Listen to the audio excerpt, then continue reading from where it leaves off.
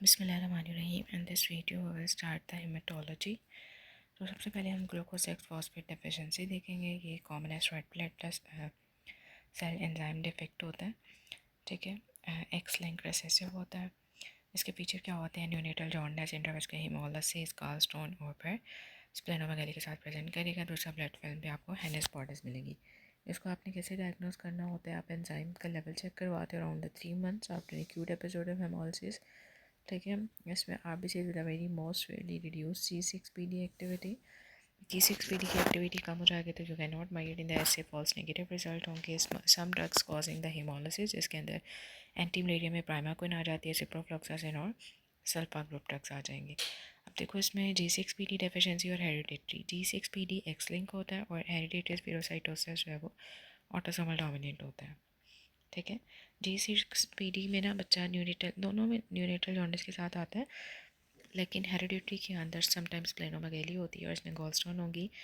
और G6PD के अंदर आपको हैनस बॉडी मिलेगी, हेरिडिटरी स्पिरोसाइटोसिस में स्पिरोसाइट्स मिलेंगे। डायग्नोस्टिक टेस्ट क्या होता है? इसमें आप मेजर करते हो enzyme activity of the G6PD और उसके अंदर EMA बाइंडिंग। ल्यूकीमिया एक प्रोग्रेसिव डिसऑर्डर है जिसके अंदर bone marrow other blood forming organ जो है वो increase number of immature leukocytes बना देते हैं और ये नॉर्मल ब्लड सेल को सप्रेस कर देंगे, इसकी वजह से एनीमिया होगा। अब इसमें ALL आ जाता है, AML आ जाता है। सबसे ज़्यादा ALL होता है, फिर AML और फिर CML होता है। Clinical feature fever, headache, swelling, lump, recurrent infection, ठीक है। Whitish colour behind the pupil, nausea, tiredness, IV and changes. Investigation में आप ब्लड काउंट, हेमोग्लोबिन और दोस्त आपको ब्लड्स में भी ब्लास्ट सेल्स मिलते हैं इमेच्योर। WBCs लो होंगे, थ्रोम्बोसाइटोपिनिया मिलेगा। ल्यूकीमिया सस्पेक्ट किया जाता है अगर बोन मैरो में मोर देन 5% ब्लास्ट हो। हाल में किसका डायग्नोसिस के लिए ब्लास्ट सेल ही होता है। ट्रीटमेंट इसके 3 होते हैं: रिमीशन, कंसोलिडेशन, कंटिन्यूशन, ठीक है। Protocol adapted depend on the institution, modify BFM और COG protocol as often choice. Induction में आपने प्रेडनिसोलोन देना होता है, VCR, DNR और एस्पेराजिनेस, ठीक है, और मेथोट्रेक्सेट। अब इंटेंसिफिकेशन CNS प्रोफाइलिया में क्या होता है? इंजेक्शन साइक्लोफॉस्फेमाइड देंगे इस स्टेज के अंदर, ठीक है। साइट्राबिन देते हैं, मेथोट्रेक्सेट देते हैं, जबकि मेंटेनेंस में VCR, प्रेडनिसोलोन और मेथोट्रेक्सेट। इसको बस आपने सुपरफिशियली थोड़ा थोड़ा देखना है। The patient completely chemotherapy for 2 years without release, stop the chemo and follow up, no relapse within the 5 year can be declare as a cure. और सपोर्टिव केयर के अंदर आपने एलोप्यूरानोल देना होता है अगर ब्लड काउंट मोर देन 50,000 है, then एलोप्यूरानोल देते हो। इसमें पेक RBCs देते हैं, हाई फीवर, पॉसिबल सेप्टिसीमिया अगर in the presence of the neutropenia. Antibiotic therapy देते हैं हम, प्लेटलेट ट्रांसफ्यूजन करेंगे अगर तो thrombocytopenia. The next one is a Waldenström is also very important. It is the most common childhood malignancy occurring in the children under the 5 year with a median age of 3-year-old. Feature में आपको abdominal mass, painless hematuria, flying pain मिलेगी। यूनिलेटर होता है 95% causes में, metastasis in 20% of the patient. अगर तो unexplained large abdominal मास मिला है, पॉसिबल वेम ट्यूमर्स होगा, आपने उसका रिव्यू करना होता है विद द 48 आवर्स। मैनेजमेंट इसकी नेफ्रेक्टमी करते हो, कीमो रेडियो देते हो, ठीक है। उसके बाद iron deficiency anaemia seen in the 8% of the UK children। और इसमें आपने आयरन डेफिशिएंसी एनीमिया में सब कुछ कम होता है, HbMC, VMCH, CMCH, लेकिन एक चीज़ ज़्यादा होती है, वो होती है TRBC। अब 1 से 2 ईयर के अंदर 110 से कम होगा तो एनीमिया है, 112 से कम होगा 3 to 5 ईयर में, 5 से 12 में 115 है और 12 से 15 में 120। फीचर क्या आते हैं? Pallet tightness, anorexia, irritability, delay, pica, shortness of breath और ब्रीच। ट्रीटमेंट इसका क्या होता है कि आपने प्री टर्म में 5 मिलीग्राम एलिमेंटल आयरन देना होता है, breast feed under the age 1 year, restrict करने का मिल्क, ठीक है। आयरन रिच वीनिंग फूड देती हैं फ्रॉम 6 मंथ। आपने विटामिन C रिच फूड देनी है, 3 to 6 मिलीग्राम पर kg डेली आयरन देना होता है। कंटिन्यू ट्रीटमेंट रखना for the 3 months after the correction of anaemia. Side effect इसके नोजिया, एब्डोमिनल पेन, कॉन्स्टिपेशन में ब्लैक स्टूल्स भी आ सकते हैं। Now will see the infection है। इसमें स्कारलेट फीवर बहुत ज़्यादा कॉमन है, स्ट्रेप्टोकोकाई की वजह से होता है, ये एरिथ्रोजेनिक टॉक्सिन प्रोड्यूस करता है, ठीक है। इसमें फीवर, मलेरिया, टॉन्सिलाइटिस और स्ट्रॉबेरी टंग होती है, ठीक है। पंक्टेट एरिथीमा होगा, fast on the torch and spare the face, ठीक है। डिस्क्रिमिनेशन हो सकती है। डायग्नोसिस आप थ्रोट स्वैब ले तो एंटीबायोटिक दो के मैनेजमेंट में आप पेनिसिलिन देते हो, जिसको पेनिसिलिन से एलर्जी होगी उसको आपने एजिथ्रोमाइसिन देना है। कॉम्प्लिकेशन में ओटाइटिस मीडिया, रोमेटिक फीवर हो सकता है। एक्यूट ग्लोमेरुलोनेफ्राइटिस टिपिकली अगर 10 days आफ्टर द इन्फेक्शन। उसके बाद पर्टोसिस, ये कैसे होता है, बॉर्डेटेला पर्टोसिस से होता है। इसमें proximal cough, vomiting after the cough होती है, जैसे हमने उसमें ग्रुप में देखा था इंस्पायरेटरी वो होता है, प्री नेजर नेजोफेरेंजियल स्वैब लेते हो, मैक्रोलाइड्स देनी होती है ट्रीटमेंट।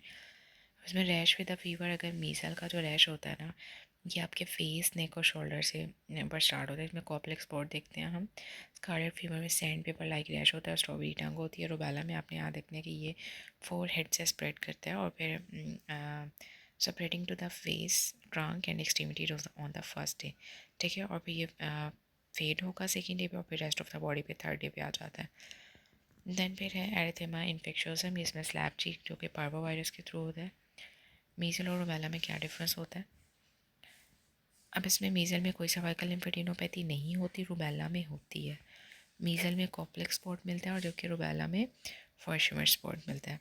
मीजल्स को हम रूबेला भी कहते हैं, जबकि रूबियोला कहते हैं मीजल को। रूबेला को हम जर्मन मीजल्स कहते हैं, ठीक है। एडिनोपैथी रूबेला में होती है, मीजल्स में नहीं होती। मम्प्स जो है वायरस मम्प वायरस होता है, इसमें पेट्रोइड ग्लैंड की लार्जमेंट हो जाती है। मम्प वायरस आरएनए पेडेमिक्स आता है। मम्प्स की जो एज होती है 5 to 9 ईयर होती है। वैक्सीनेटेड में होता है। ट्रांसमिशन ड्रॉपलेट इन्फेक्शन, इंक्यूबेशन 14 से 21 डे है। Infectivity period starting 2 days before up to 5 days है। अब इसकी 3 लाइक फेजेज आ जाती हैं। प्रोड्रोमल फेज ये लो टू मॉडरेट फीवर में आता है। इसमें सलाइवरी ग्लैंड लार्ज हो जाते हैं। Pain in the parotid region हो गया। Swelling front of the ear से आएगी, और फिर जो है वो आगे की तरफ फॉरवर्ड करती है। स्वॉलन एरिया पेनफुल होगा, स्वॉलिंग पेनफुल हो सकती है। रिकवरी में स्वेलिंग एंड फीवर जो है स्लोली सबसाइड कर जाता है। अब मैनेजमेंट के अंदर आप इसका एनाल्जेसिया, हाइड्रेशन, न्यूट्रिशन, एंटीवायरस में इफेक्टिव नहीं होते। कॉर्टिकोस्टेरॉइड का भी ऐसा रोल नहीं है। मेनिंजोएन्केफेलाइटिस में वॉमिटिंग को इंट्राक्रेनियल प्रेशर को रिड्यूस करते हो। कॉम्प्लिकेशन में वही इनकेफेलाइटिस, पेंक्राइटिस और चाइटिस is very very important. TB जो है वो माइकोबैक्टीरियम टीबी से होता है। एसिड फास्ट बेसिलाई होता है। मीडियल अपीयरेंस होती है इसकी। इनहेलेशन से होता है रेस्पिरेटरी ड्रॉपलेट के थ्रू। पॉवर्टी की वजह से ज़्यादा देखा जाता है। पुअर हाउसिंग, अब जो जिन लोगों के जैसे पॉवर्टी की वजह से घर छोटे होते हैं, एक ही रूम में सब लोग रह रहे होते हैं, तो उसकी वजह से भी टीबी जो है वो स्प्रेड हो सकता है। Children higher risk of the progression to the actor especially under the age of the 2 year, ठीक है। इसमें weight loss, failure to thrive के फीचर्स आएंगे सारे। द नेक्स्ट इसमें मॉन्टॉक्स टेस्ट का पॉजिटिव होता है अगर 15 से ज़्यादा होगा। Second line of the Mantoux is positive interferon based immunological test करते हो। ट्रीटमेंट आपने इसमें कार्डेपल थेरेपी आज 0.5% 6 मंथ के लिए देते हो। पायरसिनामाइड और एथम्ब्यूटोल 2 मंथ्स के लिए देते हो। रेजिस्टेंट कॉमन है। अब इसमें physically abuse behaviour disorder is also important. Nocturnal enuresis क्या होता है कि majority of the children achieve day and night time continuous by 3 to 4 year. Enuresis का मतलब है involuntary discharge of the urine day और night both in a child age 5 year और older. In the absence of the congenital acquired effects of the nervous system or urinary tract, nocturnal enuresis को आप कैसे define करते हो, either primary or secondary? Primary has never achieved continence, और secondary में आएगा कि उससे 6 month like dry rye for at least 6 month before। मैंने जैसे आप उसे ट्रेनिंग देते हो, कॉन्स्टिपेशन, डायबिटीज मेलाइटिस, जो भी चीज़ें आप उसको ट्रीट करोगे, टॉयलेट इन्फेक्टेंट सिखाओगे, और रिवार्ड सिस्टम जैसे स्टार चार्ट्स बोलते हैं, ठीक है। फिर nice recommend for the agreed behaviour rather than the dry night. इसमें आपने कहना होता है कि लाइक 6 PM के बाद उसको पानी लाइक नहीं देते, ठीक है, at the night time, at the bed time. Anyways is alarm first line for the children, sensor pad, ठीक है, हाई एक्सेट्रा, और फर्दर आप डेसिमल प्रेसेंट देते हो। इसमें प्राइमरी नॉक्टर्नल एड्यूरेशन में bedwetting in the children has never achieve consistent night time dryness. Secondary के अंदर क्या होगा, पहले ड्रायरा होगा, ठीक है, causes developmental delay, UTI, diabetes mellitus हो सकता है। प्राइमरी वेटिंग जो होता है लेस देन 5 ईयर, आप उसे रीएश्योर करोगे। अगर greater than 5 year less than 2 weeks होगा तो आप उसे पॉजिटिव रिवार्ड सिस्टम के थ्रू करोगे। ग्रेटर दैन 2 वीक्स है लॉन्ग टर्म आप इसमें एनयूएसिस, अलार्म वगैरह और डेस्मोप्रेसिन देते हो। Never week nasal desmopressin for the bed wetting in the children. Primary bed wetting के अंदर डे टाइम सिम्टम्स आ रहे हैं, ओवर एक्टिव ब्लड है, मालफॉर्मेशन डिसऑर्डर, यूटीआई हो सकता है, ठीक है। If the cause is over active start with the blood और रीट्रेनिंग, ऑक्सीब्यूटाइनिन देते हो, ठीक है, और सब लिंगुअल आप डेस्मोप्रेसिन देते हो। सेकेंडरी जो पहले ड्राई होता है 6 मंथ्स में, डायबिटीज़, यूटीआई को इन्फेक्शन हो सकता है, ग्लूकोज देखोगे, ठीक है, और फिर पेडियाट्रिशियन के पास रेफर कर देते हो। अब auto antibodies it's very important. एंटी-टीटीजी किस में होती है, सीलिएक डिजीज़ में होती है। एंटी-ईटीटी आपने याद रखनी, ये डर्माटाइटिस, ये इसी की कॉम्प्लिकेशन होती है ना, तो ईटीटी आती है डर्माटाइटिस हेपेटिफॉर्म में। एंटी-सीसीपी आपको रोमेटॉइड में मिलती है। एंटी स्मूथ मसल एंटीबॉडीज़ आपको क्रॉनिक ऑटोइम्यून हेपेटाइटिस में सीसीपी आरए के अंदर होती है। स्मूथ मसल एंटीबॉडी जो है वो ऑटोइम्यून हेपेटाइटिस में मिलेगी। उसके बाद एंटी माइटोकॉन्ड्रियल एंटीबॉडीज़ जो है वो बिलियरी सिरोसिस में होगी। एसिटाइलकोलिन रिसेप्टर जो है वो मिस्थेनिया ग्रेविस में होते हैं, मस्क भी। ठीक है, वोल्टेज-गेटेड कैल्शियम चैनल आपको मिस्थेनिया सिंड्रोम में मिलेंगे। एंटी टीपीओ हैशिमोटो में मिलती है। ग्लूटामेट डिकार्बोक्सिलेज डायबिटीज़ में मिलेगी। एंटी आर आई ऑप्सोक्लोनस में मिलती है। Anti S S A S L E में मिलेगी न्यूनेटल हार्ट ब्लॉक में। एस एस बी जो है प्राइमरी सिरोक्लिन में मिलती है। और एंटी सेंट्रोमियर जो है वो ग्रेस सिंड्रोम में मिलेगी। अब इसमें से ज़्यादातर जो आता है वो एंटी टी पी पूछ लेंगे, और anti M A biliary cirrhosis में, दूसरा S M A hepatitis, C C P और ई टी जी, और फिर anti T T G is also very very important.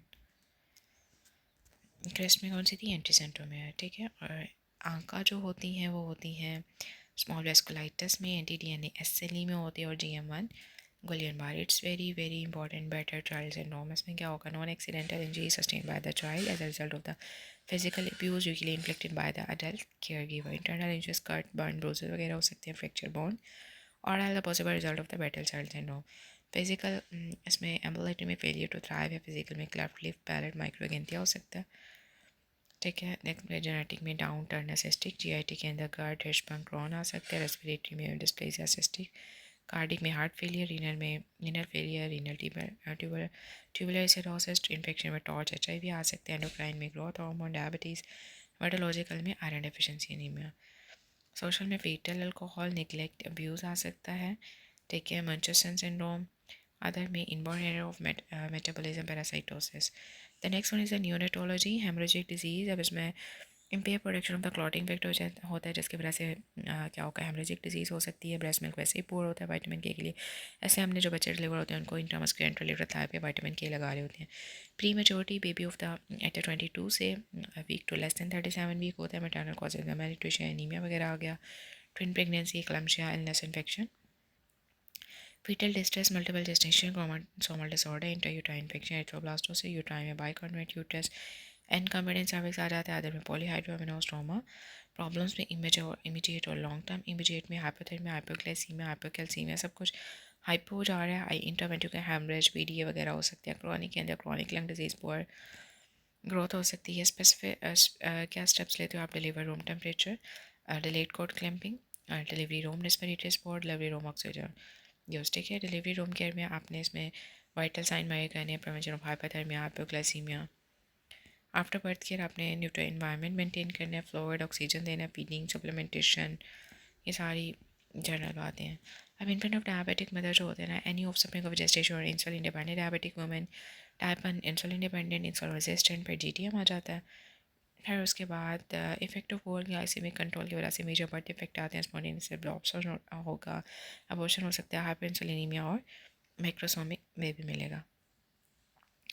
अब इसमें देखो डायबिटिक एम्ब्रियो, हाइपरग्लाइसेमिक एम्ब्रियो मिलेगा। कंजेनिटल मैलफॉर्मेशन कॉज हो सकती हैं इसमें। Central nervous system, cardiac, renal, GIT, skeletal, सारी CNS एनोमलीज में एनेनकेफली, मेनिंजियो, माइलोसील हो सकते हैं, हाइड्रोकेफली और होलोप्रोएनसेफली मिल सकती है। डायबिटिक एम्ब्रियोपैथी में फेशियल डिफेक्ट्स आ सकते हैं। कार्डिक एनोमली में मोस्ट इंपॉर्टेंट जो होता है वो जैसे VST, ट्रांसपोजिशन, कोएक्टेशन, ये सारे इंपॉर्टेंट हैं। मतलब सब कोई भी हो सकता है, PD हो सकता है। GIT एनोमलीज में कोलन सिंड्रोम, बाउल एट्रीजिया हो सकता है। स्केलेटल में कॉर्डल डिस्प्लेजिया हो सकता है, रीग्रेशन हो सकती है। फीटल न्यूनेटर कॉम्प्लिकेशन के अंदर माइक्रोसोमिया, हाइपोक्लासीमिया, पॉलीसाइथीमिया हो सकता है। और कब इसमें करवाते हैं? CBC, glucose, magnesium, calcium, bilirubin, ABG, chest radio, और इसमें कार्डिक इकोकार्डियोग्राफी करवाएंगे तो आप बेरियम एनेमा करवा के देखते हो। उसमें आप ट्रांसफ़र कंसल्टेशन लोगे, फॉलोअप कराते हो। ठीक है, उसके बाद ट्रांजिएंट टिकिपनिया ऑफ द न्यूबॉर्न क्या होता है कि इसमें जब एक ये कॉमनस कॉज होती है रेस्पिरेटरी डिस्ट्रेस की, इसमें जो फ्लूइड होता है ना वो एब्जॉर्ब नहीं होता, फिर आपको लंग फ्लूइड नजर आएगा। ठीक है, चेस्ट एक्सरे करवा के देखोगे। फर्दर इसमें सप्लीमेंट ऑक्सीजन ही आपने देनी होती है। मोस्ट कॉमन कॉज है delay in the resorption of the fluid, RDS cause करेगा। हॉरिजॉन्टल फिशर में आपको फ्लूइड नज़र आएगा, ऑक्सीजन देते हो आप। ठीक है, सर्फेक्टेंट डेफिशिएंसी की वजह से RDS होता है। और इसमें 50% बॉर्न एट द 26 से 28 वीक, 25% 30 से 31 वीक। डिस्फेक्टर में मेल सेक्स, डायबिटिक मदर, C-सेक्शन आ जाएगा। उसके बाद क्लिनिकल फीचर में टिकिपनिया, इंटरकोसस, सेस्चुअन, एक्सपेरिटी, ग्रंटिंग, साइनोसिस, और चेस्ट एक्सरे पे आपको ग्राउंड क्लास अपीयरेंस मिलती है। मैनेजमेंट में आपने prevention during the pregnancy, steroid देते हो, ऑक्सीजन, वेंटिलेशन और सर्फेक्टेंट। ठीक है, इसमें भी सारी वही बातें रिपीट की हुई हैं। हाँ, इसमें ये तो ट्रांजिएंट टिकिपनिया का दिया हुआ। अब इसमें देखो फाइन ग्रैनुलर ओपेसिटीज़ नज़र आती हैं आपको एक्सरे में। ब्लड गैस और ऑक्सीजन सेचुरेशन आर द वाल, इसमें मोस्ट अप्रोप्रिएट चेस्ट एक्सरे लेते हो, ब्लड कल्चर करते हो, absence of the fever does not rule out the sepsis. अब इसमें आरडीएस में ground glass appearance, reduce lung volume, congenital pneumonia के अंदर पेची शेडोइंग मिलेगी, ट्रांजिट किडनिया में peri hilar fluid in the horizontal fissure. Then आ जाता है इन्फेंटाइल स्पैस्म जो होता है, इसमें क्या होगा, स्टार्ट एट अराउंड 6 मंथ, इसमें जेक वाइप अटैक्स आती हैं, मेंटल रिटार्डेशन, ईडी, इन्फेंटाइल स्पैस्म मिलेगा और रिपीटेटिव मूवमेंट की एपिसोड्स आएंगे। नेक्रोटाइजिंग एंट्रोकोलाइटिस में ये मोर कॉमन होता है प्री मेच्योर में। इसमें ABCD याद रखने, air in the bowel wall, bloody stool मिलेगा, कि नॉट टॉलरेट फूड और डिस्टेंडेड एब्डोमेन। इन्वेस्टिगेशन में आप एक्सरे ब्लड फिल्म कल्चर करवाते हो। ट्रीटमेंट में आपने फीड को स्टॉप कर देना है, एनजीटी ऑफ ट्रीटमेंट है, फ्लूइड इलेक्ट्रोलाइट बैलेंस और एंटीबायोटिक दोगे, ठीक है। पायलोरिक स्टेनोसिस में नॉन प्लस वॉमिटिंग आती है, परसिस्टेंट, ठीक है। और पायलोरिक एंड पर हो जाता है ना, तो नीचे नहीं जा रहा है ड्यूडेनम में, ऑलिव शेप मैस मिलता है आपको। इलेक्ट्रोलाइट एबनॉर्मलिटी आती है, मेटाबॉलिक एल्कलोसिस होगा, इसमें सीरम पोटेशियम करवाते हैं, इनिशियल डायग्नोस्टिक अल्ट्रासाउंड होता है और फिर इसको आप रीड पायलोरोमाइटोमी करते हो। काउ मिल्क प्रोटीन है, इसमें ईचिंग, एरिथेमा, टिकेरिया हो सकता है, बल्कि abdominal pain, vomiting, diarrhoea more common formula fit में होगा, ठीक है। हाइड्रोलाइज मिल्क डाइट देनी होती है आफ्टर स्टॉपिंग। अब इसमें ये देख लो, काउ मिल्क प्रोटीन के लिए आप हाइड्रोलाइज मिल्क डाइट देते हो, मिल्क दोगे in breast feed mother should eliminate cow milk in her diet. Meconium aspiration में जब वो एस्पायर कर लेते हैं उसको वजह से RDS हो जाता है, ठीक है, ज़्यादा प्री क्लैम्सिया में ज़्यादा कॉमन होता है, ओके। और इसमें देखो RDS निमोनाइटिस कॉजेज इसके RDS, PD, एपोप्लेजिया और लंग सिंड्रोम। सर्जिकल में ट्रीजिया इस वेस्चरा इन्फॉर्मेशन हो सकती है, वे कॉजेज CNS कॉजेज हैं। जॉन्डिस में देखो, जॉन्डिस में क्या होगा, infants are prone to get the jaundice as they have the high RBCs count और immature liver to produce the bilirubin. Physiological jaundice, pathological आपको देखने हैं। अब जो फिजियोलॉजिकल होता है ना, वो 20 प्रेजेंट कैसे करते हैं, from 24 hours to 2 weeks after the birth, ठीक है।